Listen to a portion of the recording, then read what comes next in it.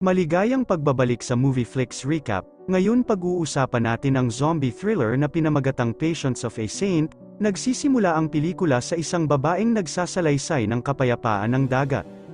At kung ano ang pakiramdam ng tahanan para sa kanya. Kapag napapikit siya, iniisip niyang nasa dalampasigan siya, at nakangiti sa kanya ang kanyang ina. Ang ina ay nagsimulang lumakad ng palalim sa karagatan, at siya ay nag-aalala. Siya ay tumatakbo upang iligtas siya, ngunit ang mga ilaw ay kumikislap. At nabunyag na siya ay nakulong sa isang detention facility sa isang malayong isla. Ang babaeng nagngangalang Lily, lumabas na isang bilanggo, at ngayon ay nakatali sa isang upuan sa isang silid na madilim. Isang doktor na nakaupo sa tapat niya ay nag-aalok na ilipat ang kanyang sentensya ng kamatayan sa habambuhay na sentensya. Kapalit ng kanyang pag-sign up para sa ilang groundbreaking na mga medikal na pagsubok. Binasa niya ang kanyang file, na nagsasabi na dati siyang bahagi ng Special Forces. At pagkatapos ay isang bodyguard para sa isang senador na namatay dahil sa kanya. Sumagot siya na nakita niya kung ano ang nangyayari sa mga bilanggo, na sumasailalim sa mga medikal na pagsubok. At mas gugustuhin niyang mapatay kaysa maranasan iyon. Biglang may bumagsak sa bintana at dam-apo malapit sa paanan ni Lily. Pumasok ang mga gwardya at pinitik ang leeg ng ibon. Pagkatapos ay sinimulan nilang ihatid siya pabalik sa kanyang selda. Si Lily ay naglalakad sa pasilidad na nakadina ang ibang mga preso ay pawang mga maingay, nagkakalampag ng mga plato at umaalulong. Bago pumasok sa kanyang selda, sinisiraan niya ang maikling gwardya. At tinulak niya siya sa loob, natamba siya sa sahig. Nakilala niya ang kanyang bagong cellmate, isang madaldal na blonde na babae. Ang kasama sa selda ay gustong malaman ang higit pa tungkol sa kanya, at tinanong siya tungkol sa kanyang pagpatay sa senador. At kung paano siya ang patsy sa sumunod na pagtatakip. Hindi gusto ni Lily kung gaano siya mapanghimasok, at sinasagot niya na dapat niyang isipin ang sarili niyang negosyo. Pagkatapos ay bumunot ng talem ang cellmate, at inatake si Lily, na sugatan ang kanyang binti. Gumanti siya, at nagagawang sakali ng tela ang kasama sa selda. Makalipas ang ilang segundo, huminto sa paghinga ang kasama sa selda. Tulad ng parehong dalawang gwardya mula kanina ay tumatakbong papasok. Tinulungan ng mas matangkad na gwardya si Lily at dinala siya sa infirmary. Gayunpaman, ang mga kama ay puno na ng nanginginig at nagsusuka na mga preso. Malamig na sinabi ng infirmary doctor sa guard na ibalik na lang si Lily sa kanyang selda.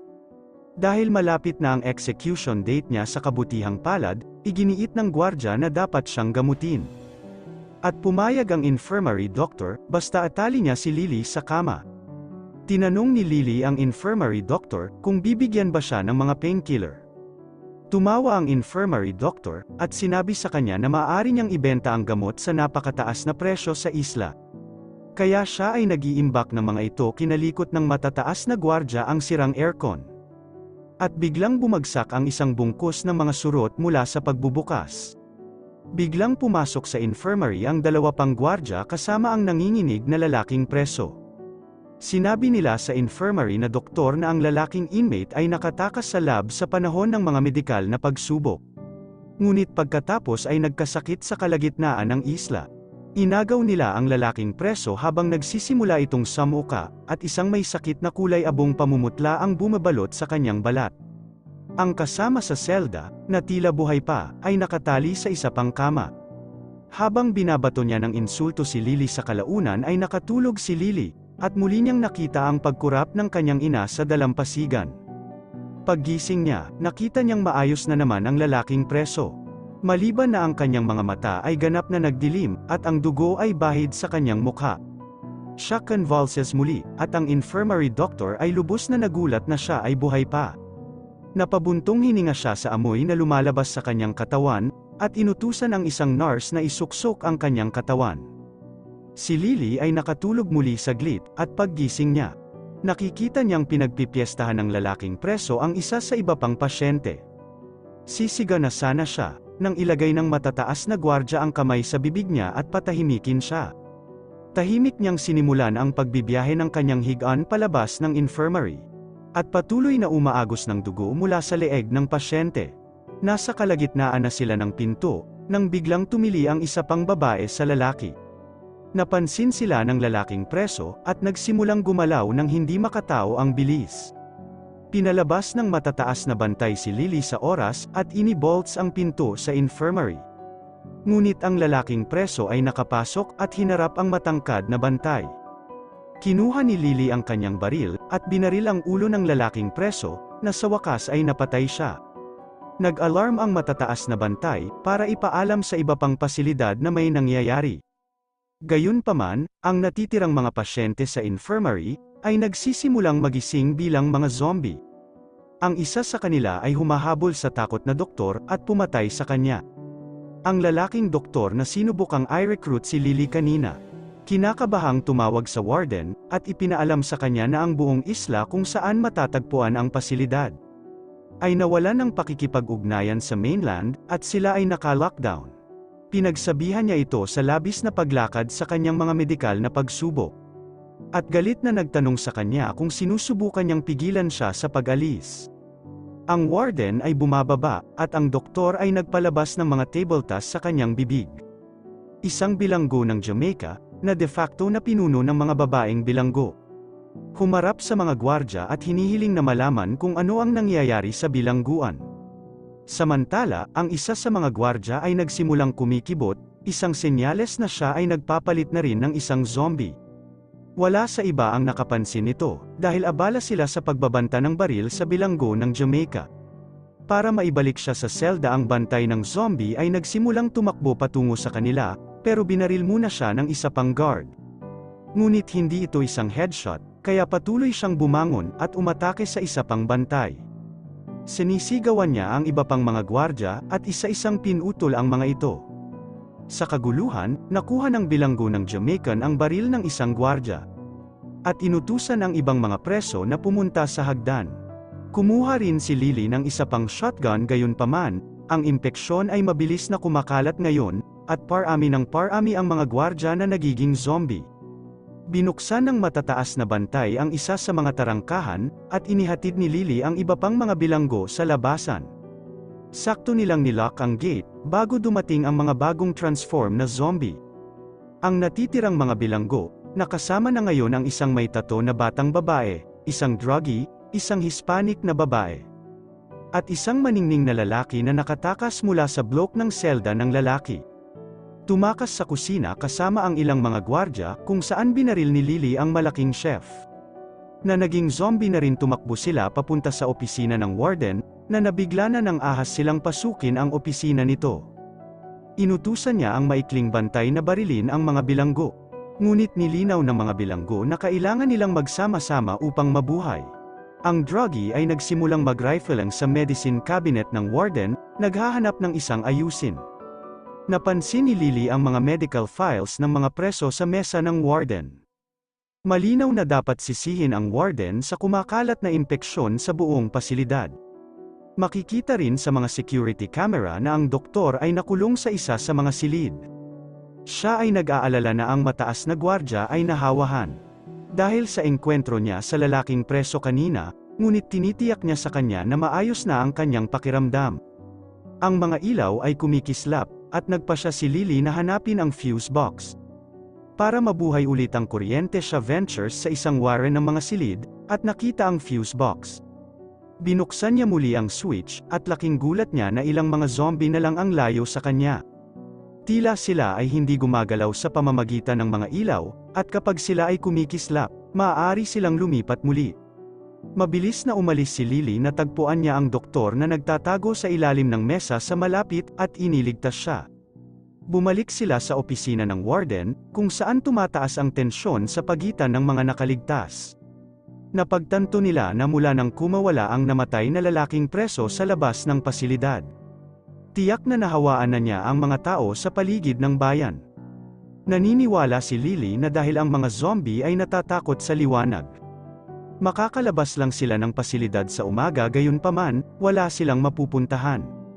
Dahil ang isang bangka ay dumarating lamang sa isla isang beses sa isang linggo, upang maghatid ng mga supply. Biglang yumuko ang matangkad na guard sa sakit, nagsisimula na siya ngayon sa kanyang pagbabago. Ang iba pang mga nakaligtas ay nakatutok sa kanya ng kanilang mga baril, ngunit nakiusap si Lily sa doktor na iligtas ang kanyang buhay. Wala na silang magagawa pa, at binaril ni Lily ang matangkad na gwardya para wakasan ang kanyang paghihirap. Nakikita nila sa pamamagitan ng mga security camera na ang mga nakaligtas mula sa isla ay kumakatok sa pintuan ng pasilidad. Hinihimok ng doktor ang iba na buksan ang mga pintuan, ngunit hindi sumasang-ayon ang ibang mga bilanggo. Ang Jamaican inmate ay may anak na babae na nakatira sa bayan, at may kapatid din si Warden doon. Kaya lumalabas sila doon para iligtas sila si Lily at ang doktor ay nagboluntaryong tumulong. Lumubog na ang bukang liwayway, at nagsisimula ng palm attack ang sikat ng araw. Ang grupo ay umabot sa tarangkahan, at binuksan ito ng warden.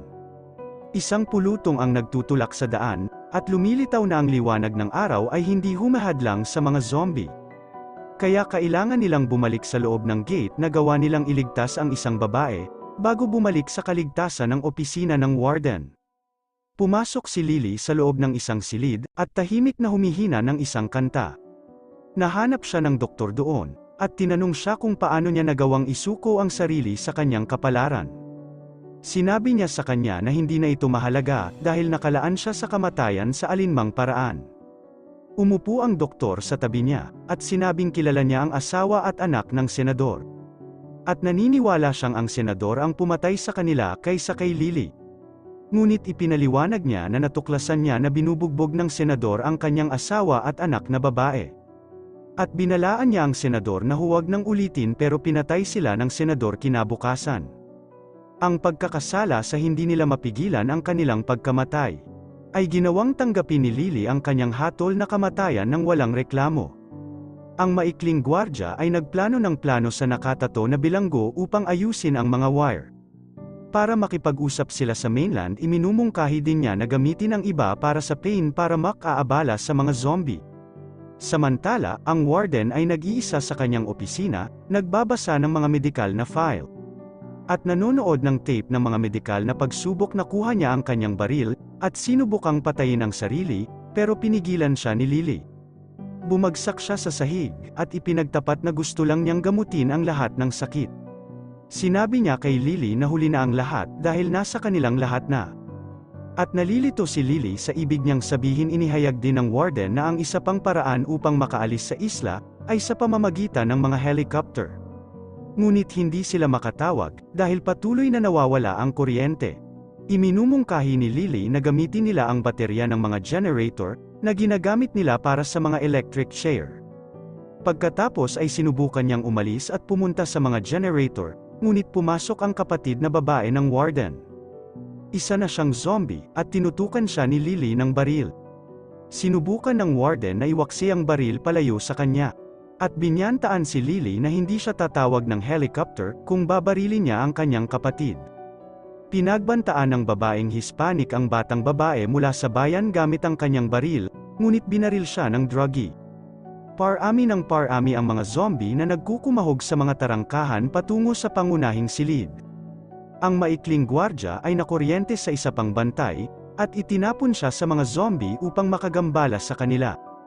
Habang ito ay nangyayari, kinuha ni Lily at ng warden ang kapatid na nakadina, at hinatak siya sa pangunahing silid. Tinutukan ng baril ng nakatato na preso ang maningning na lalaki. At hinihiling na sabihin niya sa kanya kung paano siya nakatakas sa bloke ng selda ng lalaki. Ang maikling gwardya at ang nakatato na preso ay may kontrol na sa grupo. Ngunit dinisarmahan ni Lily ang nakatato na preso, at idinikit ito sa leeg gamit ang isang hiringgilya. Kinagat ng kapatid na babae ang maikling bantay, at sumisigaw siya sa sakit. Nakarating siya sa silid na may generator, at sinipa siya ng bilanggo ng Jamaica dito, at siya ay nakuryente hanggang sa mamatay. Itinuro sila ng matingkad na lalaki sa isang vent na magagamit nila upang makatakas. Ngunit hindi iiwan ng warden ang kanyang kapatid na zombie. At kung wala siya, hindi nila matatawag ang helicopter. Kaya nagboluntaryo ang dalaga na dumaan muna sa air vent at mag-scout. At doon, natuklasan niya ang 5 zombie na naghihintay sa silid kung saan patungo ang vent. Nagboluntaryo ang druggie na pumunta at itinuro siya ng maningning na lalaki sa isa pang vent, na humahantong sa likurang koridor. Matapos pumasok ang druggie, Nakarinig sila ng mga ungol sa mga lagusan. Umalis ang grupo, dumating sila sa reception, at inaayos ng matingkad na lalaki ang mga linya ng kuryente. Inutusan ni Lily ang warden na tumawag sa mainland para sa tulong. Ngunit sa halip, nanawagan ang warden na lipulin ang buong isla. Di nagtagal, kinagat siya ng kanyang kapatid, at siya ay namatay.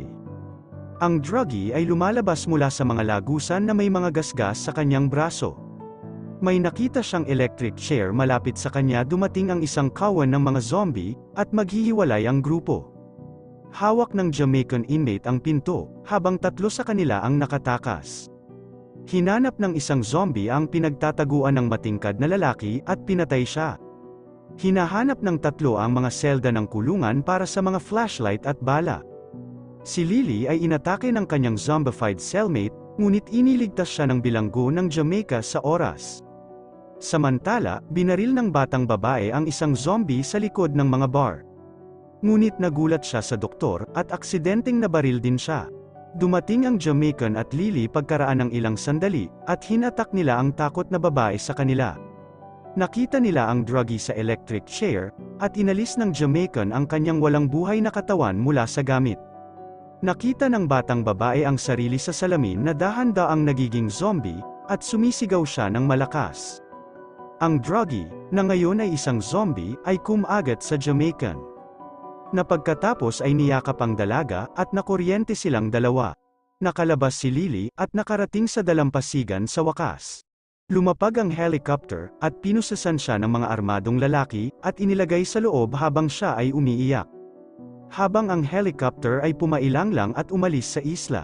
Iniisip ni Lily na nasa dalampasigan siya kasama ang kanyang ina. Nagtatapos ang pelikula na may mga itim na ugat na gumagapang sa kanyang mukha, at nagsimula siyang manginig.